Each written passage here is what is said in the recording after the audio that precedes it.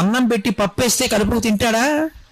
శివాలయంలో కొబ్బరి చెక్కలు నైవేద్యం పెట్టడం కటిక నేల మీద, శివలింగం ఎదురుగుండా నేల మీద కొబ్బరి చెక్కలు పెట్టి దిక్కుమాలిన వాడికి దరిద్రుడికి పెట్టినట్టు పెట్టడం ఎంత దోషం! ఏ పళ్ళెం లేదా శివాలయంలో?